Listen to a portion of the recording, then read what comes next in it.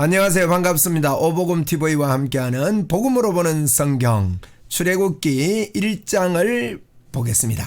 출애굽기 1장은 학대입니다. 자, 출애굽기는 가장 중요한 게 19장의 5절 밑에 나타납니다. 5절에 보면 세계가 다 내게 속하였나니 너희가 내 말을 잘 듣고 내 언약을 지키면 너희는 모든 민족 중에서 내 소유가 되겠고 너희가 내게 대하여 제사장 나라가 되며 거룩한 백성이 되리라.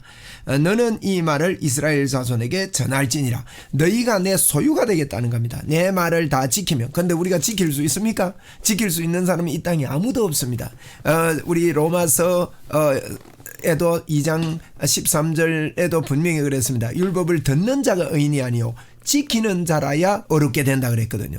그런데 의인은 없나니 하나도 없다 그랬습니다. 그럼 어떻게 지킵니까? 지킬 수 없습니다. 그걸 설명하면서 이제 성막을 통해서 지킬 수 있음을 이야기하고 있습니다. 다시 말하면 신약으로 말하면 예수 그리스도의 십자가를 통해서 지킬 수 있음을 이야기하는 것입니다.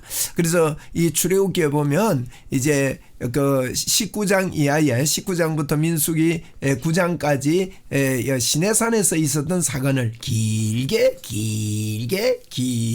시내산 이야기를 기록하고 있습니다. 그러면 시내산 이야기가 뭡니까? 시내산에서 십계명을 주셨습니다. 십계명을 주시고 성막을 지으라고 하셨습니다. 이 두 개의 의미를 아셔야 됩니다. 여러분, 십계명은 지킬 수 없습니다. 십계명을 들고 내려왔다가 던져서 깨뜨리고 말지요. 십계명은 우리가 지킬 수 없고 범할 수밖에 없다는 것을 우리에게 보여주고 있고, 그 다음에 그 십계명을 들고 내려와서 어디에 보관을 합니까? 법궤에다가 보관을 합니다. 법궤는 우리 예수 그리스도 안에 이 십계명이 들어가는 것입니다. 예수 그리스도께서 율법의 마침이 되셨고 예수님을 통해서 모든 계명이 우리는 육신으로 연약하여 할 수 없는 그것을 하나님은 하시나니 예수 그리스도를 죄 있는 모습으로 죽이셔서 저와 여러분에게 모든 율법의 마침이 되고 율법의 완성이 되도록 그렇게 하신 것입니다.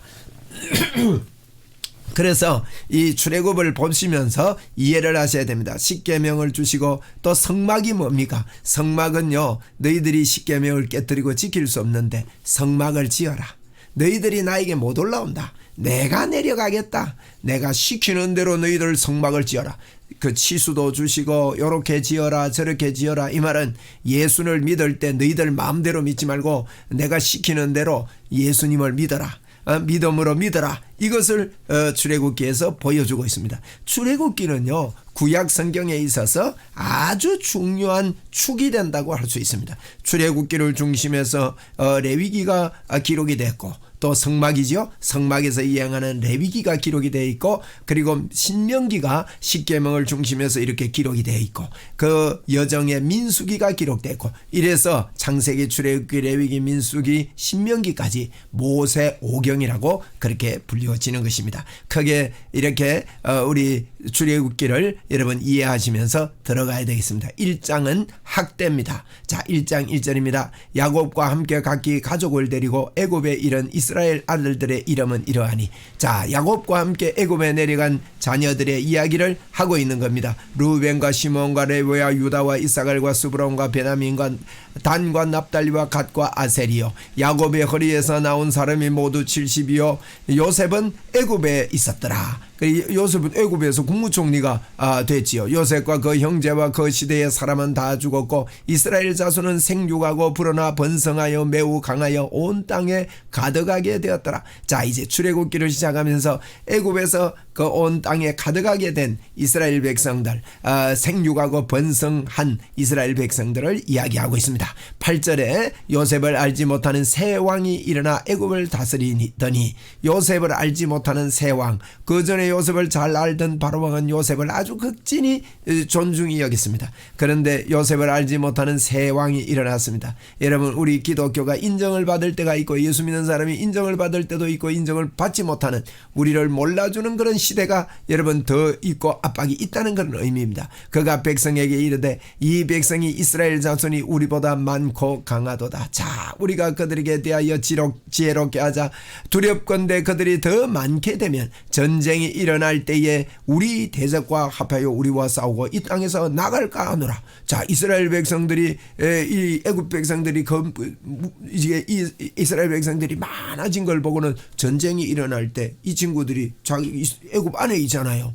애굽 안에서 막 내란을 일으켜 뿌리면 밖에서 전쟁이 오고 안에 내란을 일으키면 자기들은 망하게 되고 이스라엘 백성들이 이제 차지하게 되거나 또 나가게 되거나 이렇게 되니까 두려웠던 겁니다. 그래서 11절에 감독들을 그 위에 세우고, 자, 이제 이렇게 되었습니다. 그들에게 무거운 짐을 지워 괴롭게 하여 그들에게 바로를 위하여 국고성 비돔과 람셋을 건축하게 하자. 그들이 람셋에서 살았는데 람셋을 건축하고 국고성 비돔성 창고를 건축하고 이런 일들을 이제 시켰습니다. 그리고 이게 첫째 학대지요. 둘째 학대는요, 뭡니까? 둘째 학대는 그 산파들을 통해서 남자가 나면 죽이라는 거고, 셋째 학대는요, 남자들이 나면 나일강에 던져라는 것이었습니다. 이런 학대를 통해서 이런 아픔을 이스라엘 백성들에게 주는 그런 모습이 있는데, 그런데 이런 일을 하는데 12절에 보니까 그러나 학대를 받을수록 더욱 번성하여 퍼져가니 애굽 사람이 이스라엘 자손으로 말미암아 근심하여, 13절입니다. 이스라엘 자손에게 이를 엄하게 시켜. 여러분, 아무리 세상이 기독교를 말살하려고 하고 기독교를 밟아도요, 하나님을 믿는 믿음의 사람들은 그것을 뚫고 일어납니다. 언제든지 그렇습니다. 중세시대에 그렇게 힘들게 해도 카타콤이라는 굴에 들어가서 생활의 제약을 받고 문화를 누리지 못하고 그러면서도 굴 속에서도 예수 믿었던 자들이 여러분 연명에 내려왔고, 어떤 핍박의 시대에도 예수 믿는 사람들은 강합니다. 절대 무너지지 않는다는 그런 뜻입니다. 13절에 어려운 노동으로 그들의 생활을 괴롭게 하니 곧 흙 이기기와 벽돌 굽기와 농사의 여러 가지 일이라 그 시키는 일이 모두 엄하였더라. 강제 노동을 시켰다는 겁니다. 이렇게 사단이 짓밟는 것 같고 우리 예수 믿는 사람들을 핍박하고 힘들게 하는 것 같아도 하나님이 너는 내 자손 나의 나라가 되고 나는 너희들의 하나님이 될 것이다. 이 약속은 절대로 떠나지 않는 것이지요. 15절에 애굽 왕이 히브리 산파 시브라라 하는 사람과 부하라는 사람에게 말하여 이르되, 시브라라는 사람과 부하라는 사람은 그 산파의 그 이제 의료계의 아마 우두머리였던 것 같습니다. 그들에게 이야기를 합니다. 이르되 너희는 히브리 여인을 위하여 해산을 도울 때에 그 자리를 살펴서 아들이거든 그를 죽이고 딸이거든 살려두라. 이제는 말살 정책으로 들어가는 겁니다. 너무 이스라엘 백성들이 많으니까 감당이 안 되니까 어느 정도 축소시키겠다는 그런 계획을 세웠습니다. 그러나 산파들이 하나님을 두려워하여 애굽 왕의 명령을 어기고 남자 아이를 살린지라. 여러분, 산파들이 요셉이 어떤 사람입니까? 요셉은 오직 하나님, 오직 예수, 하나님과 나와 함께 하신다. 나는 감옥에 들어가도 하나님이 함께 하기 때문에 지키신다. 종으로 팔려가도 하나님이 나를 지키신다. 이렇게 믿었던 요셉에 의해서 애굽 땅에 산파들까지도 하나님을 두려워하는 이와 같은 일들이 있었다는 증거입니다. 여러분, 저와 여러분을 통해서 이런 일이 확장되고 있다는 것을 감사하고 우리도 주의 이름으로 이렇게 해야 되겠습니다. 애굽 왕이 산파를 불러 그들에게 이르되 너희가 어찌하여 이같이 남자 아기를 살렸느냐.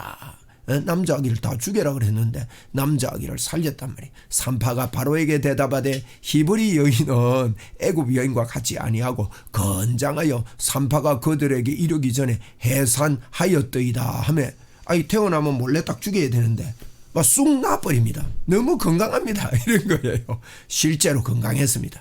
그래서 이제 그렇게 하니까 이 산파들이요 꾀를 부려가지고 조금 천천히 갔는지도 몰라요. 왜? 하나님을 두려워했기 때문에. 그래서 낳고 나서 가고 이랬다는 거죠. 20절에 하나님이 그 산파들에게 어떻게 합니까? 은혜를 베푸시니 그 백성은 번성하고 매우 강하여지는 것입니다.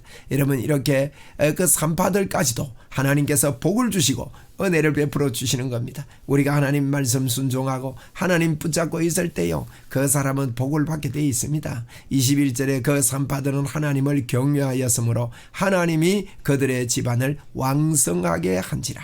산파들의 집안이 왕성하게 되었습니다. 저와 여러분의 집이 왕성하게 하시고 주시고 크게 하여 주실 줄로 믿습니다. 22절에 그러므로 바로가 그 모든 백성에게 명령하여 이르되 아들이 태어나거든 너희는 그를 나일강에 던지고 딸이거든 살려두라 하였더라. 이제는 어마어마한 일을 시킵니다. 어떻게 여러분 사람이 태어나는데 나일강에 던집니까? 이게 마귀의 귀신의 짓입니다. 마귀의 짓입니다. 이런 일들을 하지만 하나님께서 그대로 보아두지 않고 이스라엘 백성들을 지키시고 보호하시고 그 가운데서도 이제 모세가 태어나는 그 이야기가 2장 이야기입니다. 자, 그래서 1장은 학대입니다.